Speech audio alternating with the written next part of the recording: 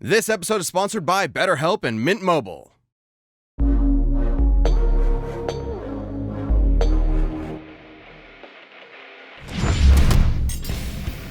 Guts, the brutal black swordsman of Berserk.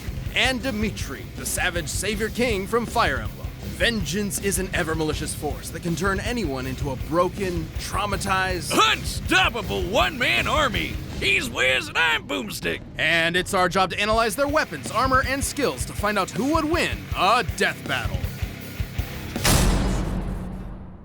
In the realm of Midland, life really sucks all around. Demons run rampant, villages get pillages, and a helpless elf fairy has become target practice for some thugs. Batter up! Until walking into the torment comes a stranger clad in black, cleaving through anyone in his way with one humongous sword. Wiz, that weapon is too big to be called a sword, too massive and thick, more like a slab of raw iron that no normal man could wield. Except for the man with a simple but fitting name. Guts. But what is it that makes Guts so terrifying? Well, we're about to get into some really dork shit, fair warning. Born from his mother's recently hanged corpse, Guts was taken in by a mercenary band led by Gambino. Who definitely isn't winning Father of the Year. Gambino put Guts through the ringer, training him with swords way too big for him before putting him into live combat at only 9 years old. Training with such large swords made Guts inhumanly strong, but he needed a different kind of strength to endure the horrendous abuse he suffered from Gambino. So he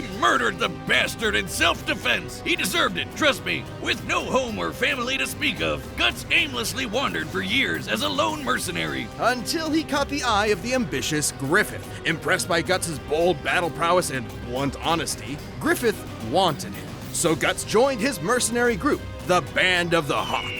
Where Guts' gutsy fighting style made him the perfect captain. The dude was hardcore enough to fight 100 enemy soldiers on his own, and even helped end a 100-year-long war, all while earning respect and glory with Griffith and his group. For the first time, Guts found true friends and comrades to rely on. But when Griffith realized he couldn't keep Guts at his side, really bad things happened. Upon the eclipse, Griffith summoned a bunch of demons, became a super demon himself, and sacrificed Guts' new friends to the abyss. If that wasn't bad enough, he marked Guts with a demonic brand, then raped his girlfriend Casca, forcing Guts to watch as his eye was split open and he was forced to tear off his own arm. Yeah, really bad things. Guts barely escaped with his life. He vowed to brutally murder Griffith, and every demon, down to the last one.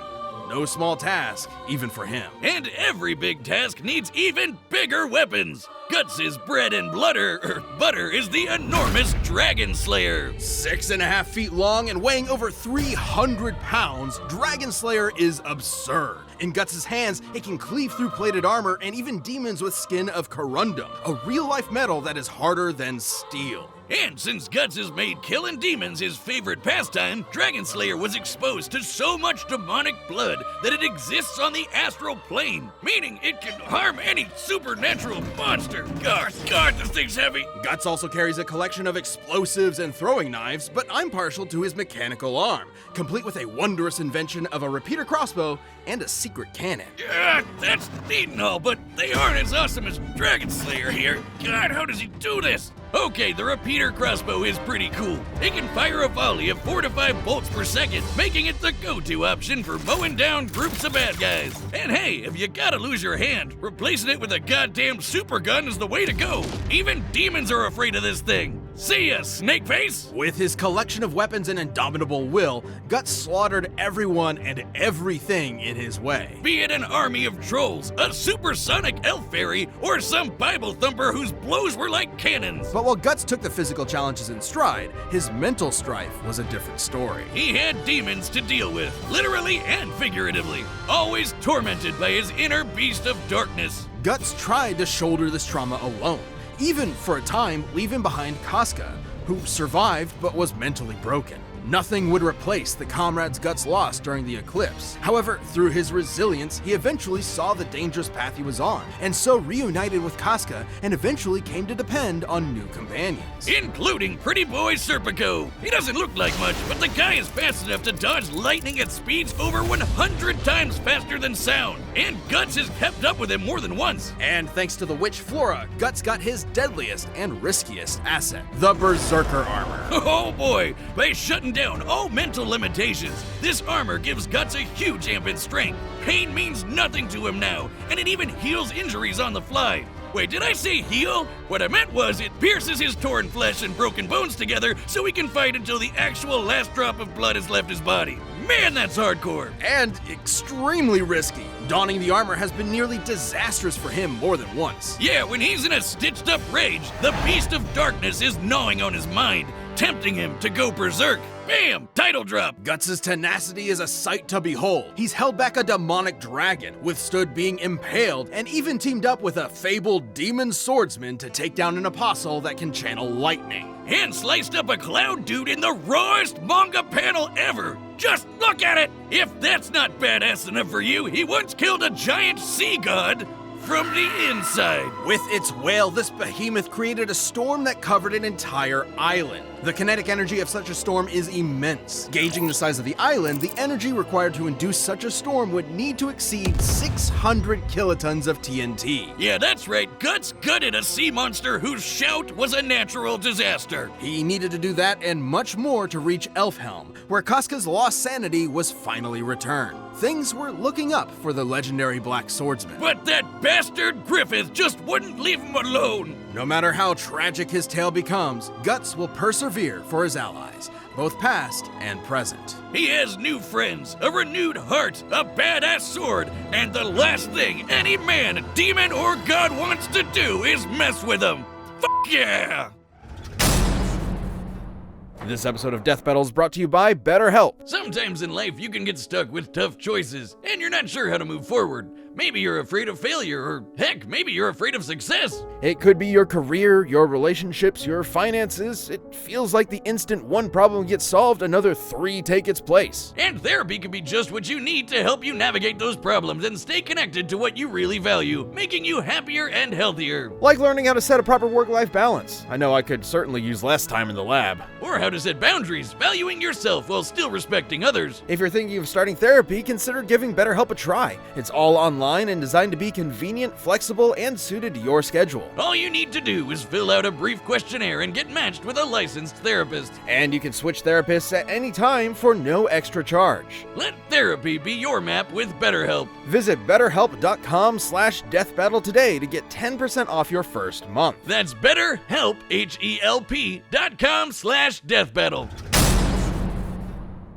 On the continent of Fodlan lies the holy kingdom of Fargus, a knightly nation where the youth learn to swing a sword before they can write their own name. Prince Dimitri Alexandra Blathid was no exception. The kid was a prodigy, able to spar with far more experienced warriors, in part because he was a crest bearer. Or someone gifted mystical power through the blood of the goddess Sothis. Those born with a crest gain anything from enhanced magic to superhuman strength. At 9 years old, Dimitri could lift giant boulders, run across mountains for hours, and constantly broke swords by accident. Most elites who had a crest also had a massive ego, but not Dimitri. Right, Dimitri was strong, but generally kind. Like when he gave his childhood friend Edelgard a dagger.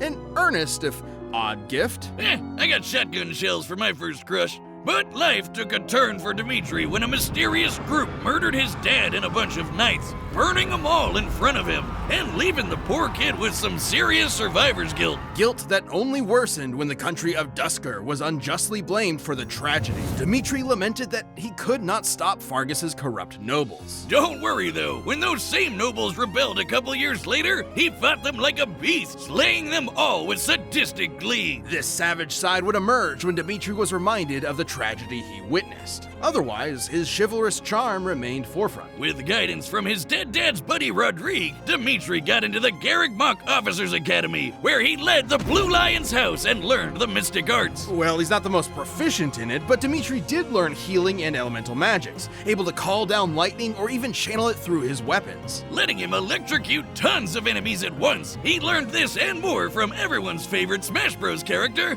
Professor Byleth.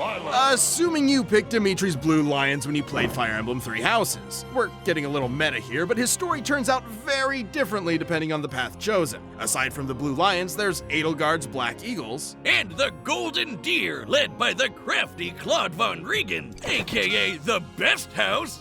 That band of goofy misfits? The Black Eagles are a far more cohesive unit. Nah, fear the deer, Wiz. You have no idea what you're talking about. Ashen Wolves for life, losers! Of course Jocelyn picks the Goths. Anyway, in Dimitri's route, he mastered all manner of weaponry. Lances, swords, axes, gauntlets, and more. Some of these weapons use magic, some use poison, and others are used to slay giant monsters. But all of them made Dimitri an ace at warfare, especially when Byleth taught him some special skills. The seal movement technique stops foes in their tracks. Frozen Lance skewers enemies with ice, and Swordbreaker boosts evasion against blade users. To top it off, Dimitri can enter an awakened state for even more power. Dimitri led his classmates through thick and thin, but everything changed when he suspected the one behind the tragedy of Dusker was his old dagger friend, Edelgard. Dun dun dun! To end Fodlan's oppressive crest system, Edelgard and her empire declared war on Fargus and the Church of Seros. Dimitri could be cruel before, but after this betrayal, he snapped, vowing to kill every last one of them. For 5 years, he slaughtered the enemy, all to appease the voices that called for Edelgard's head. He's not exaggerating. Dimitri truly believes his dead loved ones cry to him, unable to know peace until he claims vengeance. As if prince-turned-murderer hobo wasn't scary enough, he wields the ultimate lance, the hero's relic, Eredfar. Forged from the bones of dragon-like Nabateans, Eredfar is much stronger than ordinary metal. It can pierce any armor with its signature move Atrocity, and only crestbearers can wield it without mutating into a monstrous black beast. With his lance, Dimitri kept killing, but no bloodshed could calm his mind. He reached peak war crimes, torturing an enemy commander in blind rage. But when his actions led to Rodrigue making the ultimate sacrifice, Dimitri was broken, terrified of yet another voice haunting him. Except this time, he had his professor to help him out. We really gotta pay teachers more, y'all. Dimitri still felt hatred for Edelgard, but looked past it to the friends and kingdom he'd neglected and made a choice. Instead of killing every last one of them, he would save every last one by retaking Fargus's capital. A task this wretch-turned-savior king had the strength to do. Dimitri has dodged meteors going Mach 60, decimated a squad of soldiers with one spear throw, and defeated a wizard from the magic Illuminati. This is Talus, whose power shook a futuristic underground city. And Dimitri just walked through his magic like it was nothing. Dimitri's also more than a match for Edelgard, who, in her route, bested the Archbishop of the Church of Seros, Rhea. This is important because after dragging it up, Rhea survived 2 exploding javelins of light, aka magic nukes. Jeez, and Dimitri can fight on her level? Indeed, but in the end, despite half a decade of slaughter, Dimitri was hesitant to kill Edelgard, in part from learning she wasn't responsible for the tragedy. Still, both monarchs had ideas for Fodlan that were simply incompatible. And then Edelgard pulled a fast one with that old dagger present. Dimitri definitely felt that irony. The war was over, and with his allies at his side, Dimitri claimed his place as a just king. Unless, you picked a different house. His story doesn't end very happy in those. But though the voices of the dead will haunt Dimitri until his final breath, so long as he has his friends, conviction, and compassion for the living, he will find peace. This episode of Death Metal is sponsored by Mint Mobile. It's no surprise, inflation is everywhere. There's no escaping it. And if you're looking for a break, look no further than Mint Mobile. It's the first company to sell a premium wireless service online only. You can save a ton and order from home with plans starting at just $15 a month. That kind of low price is exactly what we need in a time when everything is just getting more and more expensive. It isn't sorcery. By going online only and getting rid of the traditional cost of retail, Mint Mobile can pass those savings on to you. All plans come with unlimited talk and text plus high-speed data delivered on the nation's largest 5G network. Better yet, you can keep your current phone number and contact, so switching over is no big deal. To get your new wireless plan for just $15 a month and get the plan shipped to your door for free, go to mintmobile.com/deathbattle. That's mintmobile.com/deathbattle. All right, the combatants are set. We've run the data through all possibilities. It's time for a death battle!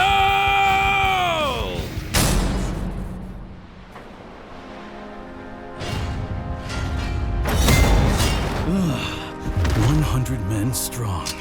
What drives your slaughter? Save the high and mighty crap till you're dead.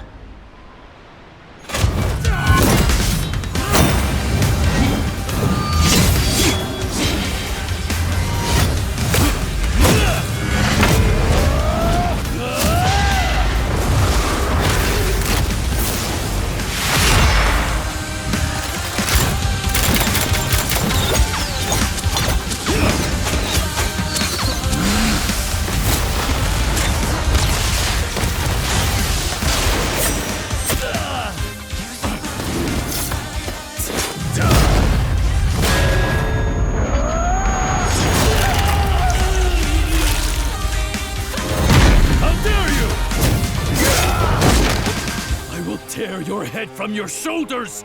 The dead must have their revenge!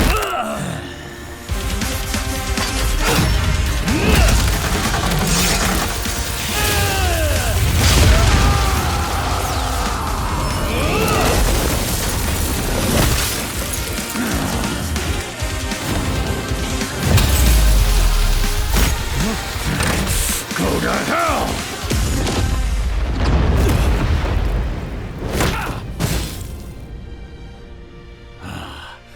Bastard. Avenge us.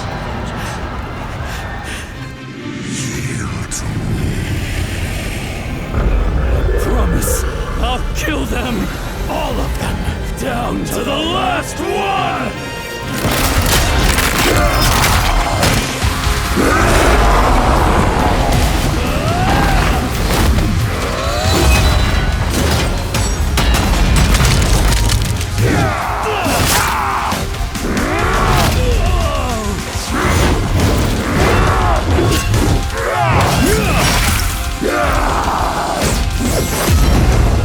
Enough of this!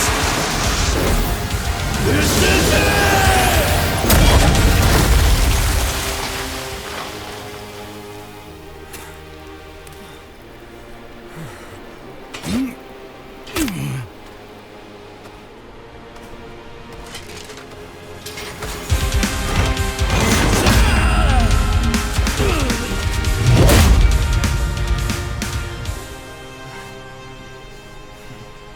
Still standing? So we're both shackled to the dead. You foul beasts will not have his soul!